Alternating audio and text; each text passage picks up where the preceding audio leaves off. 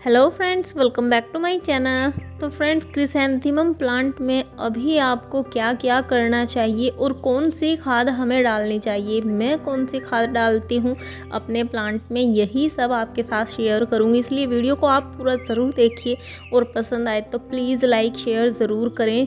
Channel को अगर आपने सब्सक्राइब नहीं किया है तो फ्रेंड्स प्लीज़ सब्सक्राइब कर लीजिए बेल आइकन के साथ। सो क्रिसैंथेमम प्लांट जो हैं इनकी ग्रोथ अब स्टार्ट होगी, क्योंकि ये नवंबर दिसंबर में हमें बहुत ही अच्छी फ्लावरिंग देना स्टार्ट हो जाते हैं। प्लांट को ज़्यादा घना करने के लिए सबसे पहला ऑप्शन होता है उसकी कटिंग करना। एक जगह से कटिंग करते हैं, उसी जगह से 2 से 3 ब्रांचेस निकलती हैं और इतने ही उस पर फिर फूल आते हैं। तो प्लांट पर जितनी ज़्यादा ब्रांचेस होंगी उतने ज़्यादा फूल आएंगे और जितनी ज़्यादा आप कटिंग करोगे उतने ही वो प्लांट आपके घने होते चले जाएंगे। तो मेरे प्लांट की देखिए सभी की ग्रोथ बहुत ही ज़्यादा अच्छी है। फर्स्ट हमें सबसे पहले क्या करना है, क्योंकि पिछले साल के जो हमारे प्लांट हैं हम इन पर फूल आने के बाद इनको कटिंग करके रख देते हैं और इनकी ग्रीनरी इस टाइम पर बहुत अच्छी हो जाती है बारिश के बाद। लेकिन जो नीचे की साइड पोट के पास जो ब्रांचेस होती हैं वो नीचे की तरफ से इनकी पत्तियां सूखने लग जाती हैं और काफ़ी टाइट से इनके स्टेम्स हो जाते हैं, जो कि हाथ लगाने से ही टूटने भी लग जाते हैं। सबसे पहला काम आपको क्या करना है, प्लांट की कटिंग करनी है इस टाइम पर, ताकि आने वाले टाइम पर हमारे प्लांट मजबूत हो सके और ये फ्लावरिंग भी ज़्यादा कर सकें। तो देखिए प्लांट को बिल्कुल जड़ में से मैंने काट दिया है, सिर्फ 1-1 इंच छोड़ा है, मतलब जड़ अंदर है। 1 इंच ऊपर से हमको प्लांट को बढ़िया तरीके से बिल्कुल काट देना है।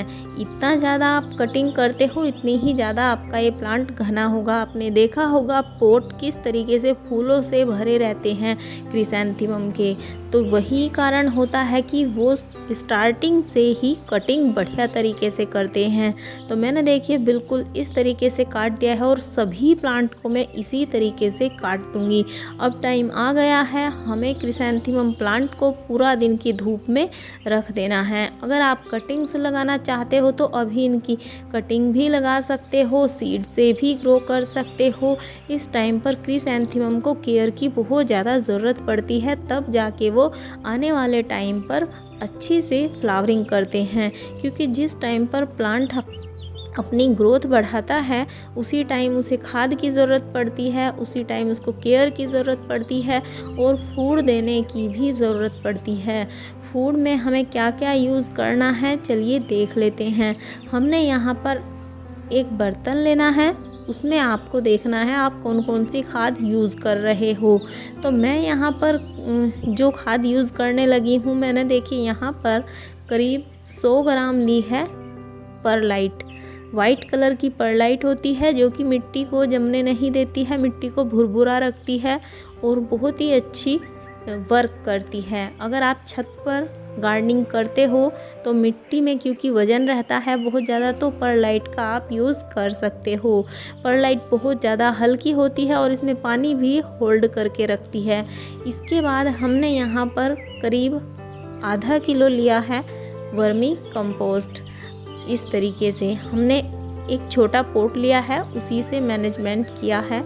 तो हमने यहाँ पर वर्मी कंपोस्ट लिया है।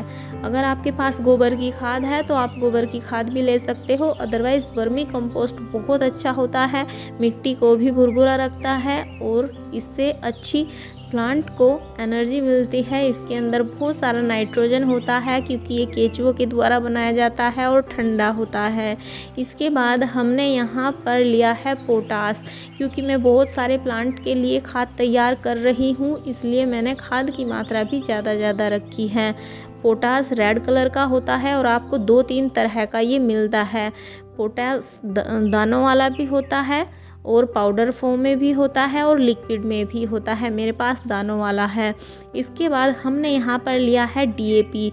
डीएपी में बहुत अच्छी फास्फोरस की मात्रा होती है, प्लांट को बढ़ाने की शक्ति मिलती है, उसको मजबूत करता है, जड़ों को मजबूत करता है और ज़्यादा से ज़्यादा फूल लेने में भी हेल्प करता है। अगर आपके पास डीएपी नहीं है तो आप NPK का भी यूज़ कर सकते हो। इस तरीके से हमने इन सभी खाद को अच्छे से मिक्स कर लिया है।